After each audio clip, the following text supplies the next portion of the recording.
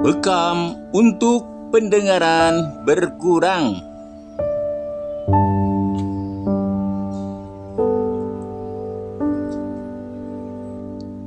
Halo, assalamualaikum warahmatullahi wabarakatuh. Selamat pagi teman-teman. Ya, jumpa lagi dengan saya Ferry Jaya Priyana. Pagi ini teman-teman kita akan membahas perihal bekam untuk pendengaran yang mulai berkurang. Bekam untuk pendengaran berkurang ini biasa diderita oleh para manula yang sudah mulai lanjut usia teman-teman. Untuk itu kita nanti akan membekam, diawali dengan bekam pada titik sunnah terlebih dahulu. Teman-teman, Dr. Zaidul Akbar membagikan informasi cara memperbaiki pendengaran yang rusak agar berfungsi seperti semula, di antaranya dengan terapi bekam. Tak kalah penting sebelum berobat, Dr. Zaidul Akbar menyarankan agar umat Islam bertaubat terlebih dahulu atas kezaliman yang terjadi pada tubuh sehingga terserang penyakit tersebut. Organ telinga yang baik akan berfungsi untuk mendengar secara normal. Jika ada gangguan pada telinga, maka pendengaran akan rusak atau terganggu.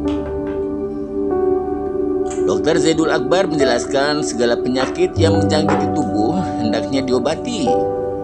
Sebelum berobat, alangkah baiknya bertobat kepada Allah Subhanahu wa Ta'ala. Bertobat kepada Allah atas kesalahan dan meminta maaf kepada Allah atas semua yang telah kita kerjakan.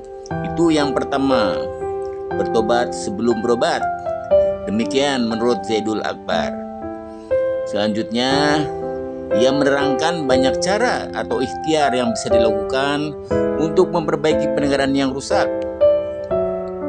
Cara pengobatan yang pertama bisa dilakukan adalah terapi bekam bagi penderitanya. Dan ini sangat efektif juga untuk penyakit vertigo. Cara lain adalah pijat urut dan akupunktur. Tapi kedua terapi yang terakhir disebut kami tidak bahasnya di sini. Intinya, kalau masih bisa organ telinga diselamatkan, terapi pijat dan tusuk jarum juga sangat membantu. Ya teman-teman, hal-hal yang tidak diperintahkan dalam Islam sebisa mungkin untuk tidak dengarkan lagi. Selain itu, karena telinga sudah bermasalah, maka sebisa mungkin tidak mendengarkan sesuatu menggunakan earphone atau headphone. Bila telinga sudah sangat sensitif, maka volume cukup besar atau nyaring justru memperparah penyakitnya. Nah, pencegahan sakit pendengaran: satu, memperhatikan kebersihan liang telinga. Yang kedua, tidak minum obat dalam jangka waktu yang lama tanpa konsultasi dengan dokter. 3. Hindari suara bising. 4. Hindari makan obat sembarangan. 5. Hindari membersihkan telinga dengan benda keras seperti batang bulu ayam, batang rumput, dan batang korek api. Nah, efek bekam terhadap penyakit terhadap pendengaran ini menurut Dr. Ahmad Razak Seraf: pertama, bekam mengurangi sumbatan di gendang telinga dan mukosa telinga tengah dengan cara melancarkan sirkulasi darah melalui zat nitrit oksida. Dan zat nitrit oksida juga berperan meningkatkan pengaruh antibiotik terhadap bakteri. Sedangkan menurut Azib Susianto menjelaskan bahwa seseorang terkena penyakit telinga karena adanya timbunan oksidan di daerah saraf telinga. Nah, ketika oksidan terkumpul di saraf telinga dalam waktu yang lama, maka akan mengganggu kelancaran peredaran darah di daerah telinga sehingga berakibat autoimun di daerah telinga ini menurun.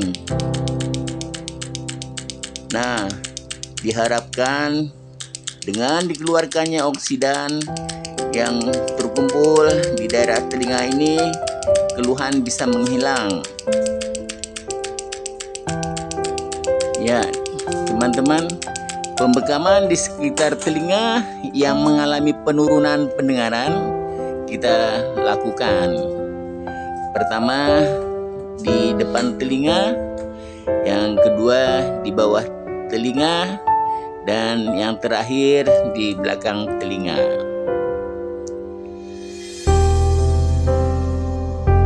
Dan untuk pencegahan sakit pendengaran yang harus kita ingat, pertama memperhatikan kebersihan lubang telinga. Kedua, tidak minum obat dalam jangka panjang tanpa konsultasi dari dokter terlebih dahulu. Yang ketiga, kita harus menghindari suara bising. Yang keempat, kita harus menghindari makan obat secara sembarangan. Kemudian yang kelima, menghindari pembersihan telinga dengan benda keras. Ya teman-teman, ini kita lihat pembekaman di sekitar telinga yang mengalami penurunan pendengaran. Nah, diharapkan dengan pembekaman darah tadi, seorang yang terkena penyakit berkurangnya pendengaran karena ada timbunan oksidan di daerah saraf telinga. Nah, ketika oksidan ini terkumpul di saraf telinga dalam waktu yang lama, maka akan mengganggu kelancaran peredaran darah di daerah telinga, sehingga berakibat pada autoimun di daerah telinga ini menurun. Nah, diharapkan dengan dikeluarkannya oksidan ini yang terkumpul di daerah telinga, maka keluhan pun bisa hilang.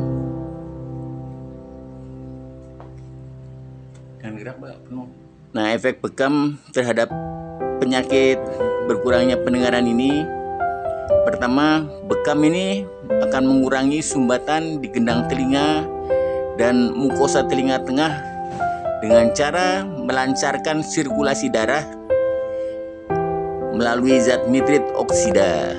Yang kedua, zat nitrit oksida juga berperan meningkatkan pengaruh antibiotik terhadap bakteri. Akhirul kalam, teman-teman, semoga informasi ini bisa dijadikan referensi, dan jangan lupa untuk subscribe, komen, like, dan share. Salam sehat walafiat selalu dari kami, Ferry JP Channel, dan saya Ferry Jaya Priyana. Wassalamualaikum warahmatullahi wabarakatuh.